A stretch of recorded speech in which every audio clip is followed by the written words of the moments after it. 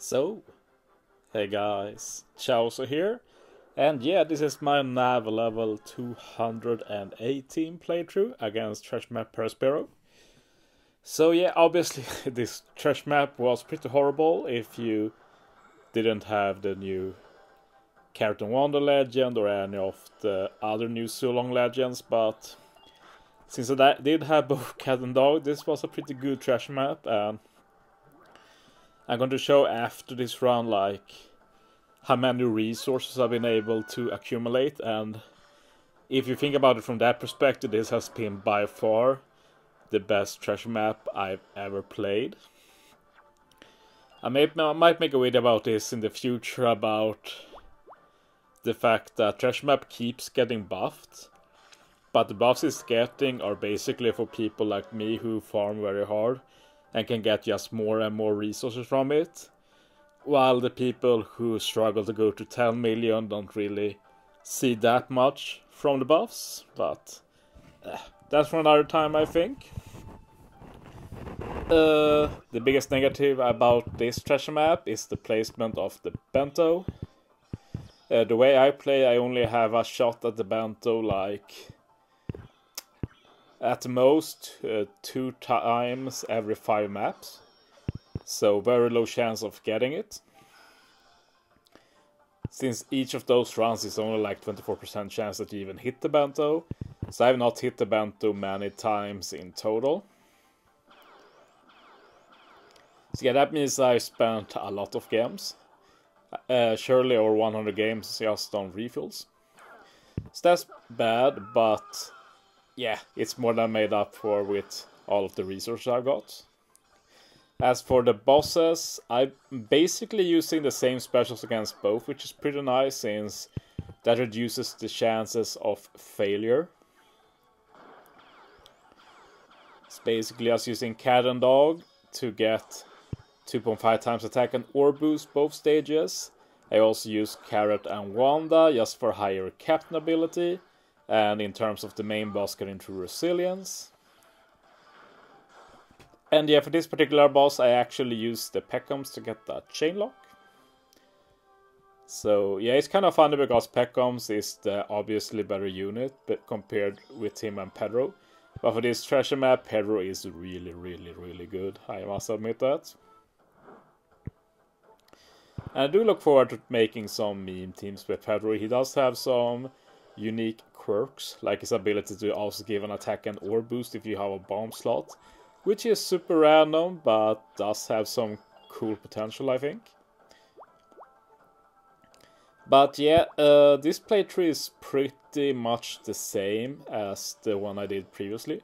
This is probably the treasure map where I made the least amount of changes. I do think I changed my first bugger team, but it's basically just I used the Colosseum Kid in the beginning for wave clears, and I just replaced him with Psy Luffy and Psy Zoro just for wave clears, so it's not a big change at all, really. But yeah, I'm a firm believer of the double buggy. I've seen some try and use more, and I do respect that, but I don't think it's worth the effort, since no matter how you slice it, like 2 of the buggy teams can't be fought just at nav level 1. Because that's what I'm doing, like both the Yak I'm facing and the Queen, they are permanently nav level 1 because I fight them on the map. Once you get to the boss rush in the end, the boss's HP scale with the nav level. So, like, sure, I could have a buggy team against like King or Kaido, but that will not last that long. And I saw some JP guy, which was interesting, but he used he didn't do the nav level 1 against Yak, since he's the easiest, and instead he did it against King and Queen. And like, I kind of respect that. It's just the issue for me with that strat is that the Yak is on the rainbow chest bonus map. Like, you might think I picked Yak and Queen randomly to use Buggy against, but nope. I'm using Buggy against Yak and Queen because on the bonus map they have the rainbow chests, and those are a big priority. To talk a bit about those rainbow chests, like, but like, we heard that they were going to get buffed before the treasure map, and I was super skeptical because I thought they'd remove the rates of the good stuff and buff up tablets, and that was everything they do. But geez, like, you literally can't get training drinks anymore. That's so good.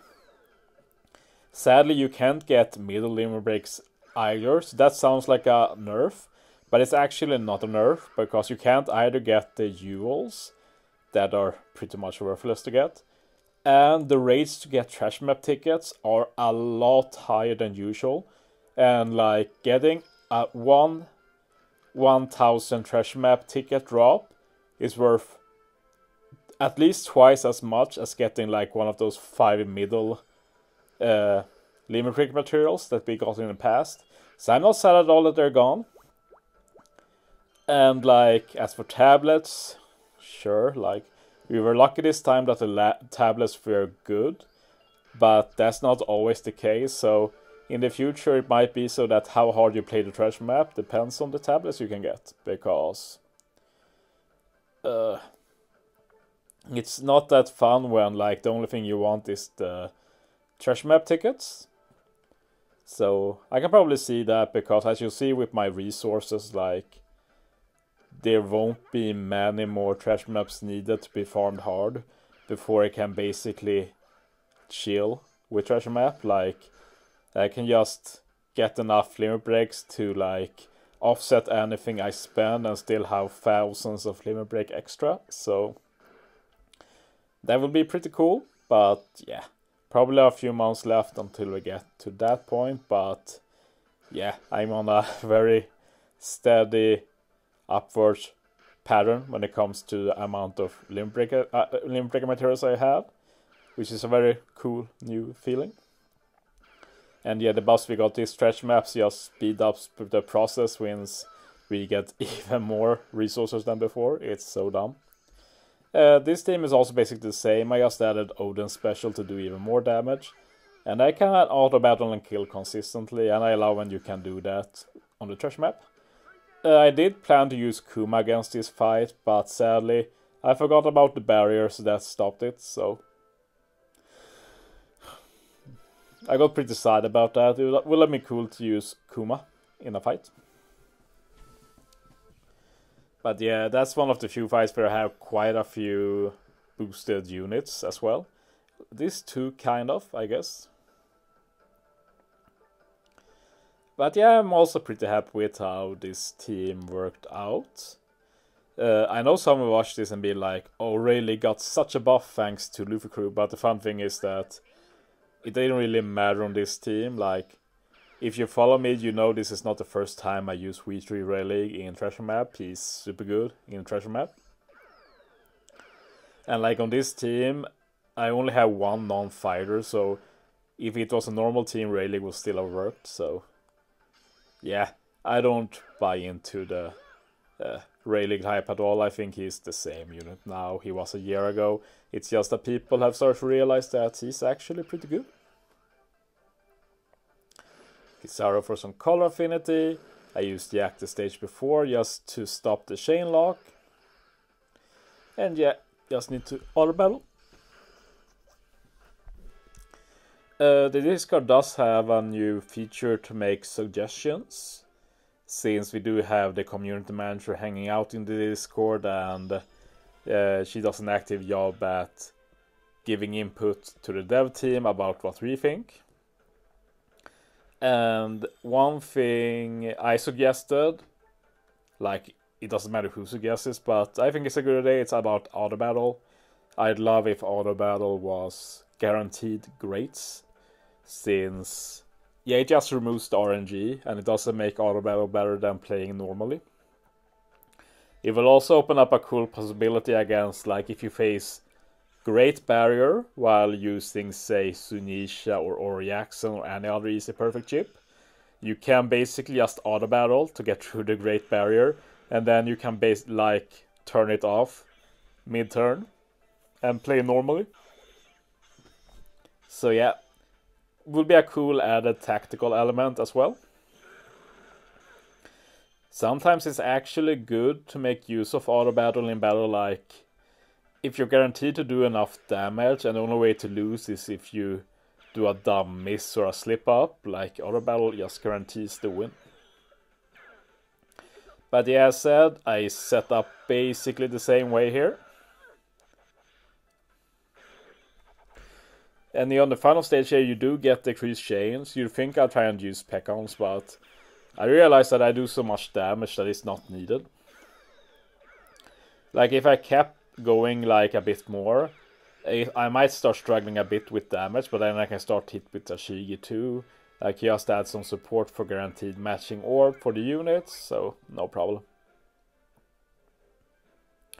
So yeah, that's my playthrough. I very much enjoy this treasure map. I understand that won't be the same for most people, but that sucks. I hope we get better treasure maps in the future, but there probably won't be better chances to farm hunger for a while. I'm sorry. Because as you see, this was a great treasure map for hunger. First, I'll show off my tickets, and yo! Just look at my tickets, 150k. I was down below 20k, so I've got 130k tickets. Insane. The drop rate is insane on the bonus map for tickets now. I also thought I'd showcase my other resources. Yeah, first hunger tablets. You might see it there, but I have 89 hunger tablets now. And we still have the rewards left, so I will be well above 100 hunger tablets, and that just feels so good. I don't have to think about hunger tablets for a long time, and I can still just use them when needed, so not often. And yeah, as you see with mats, no problem. After I get the rewards, I'll use a lot of my treasure map tickets on them as well, and I'll probably start working on the treasure map Garp since it costs a lot. But yeah, thanks for watching, guys. See you next time.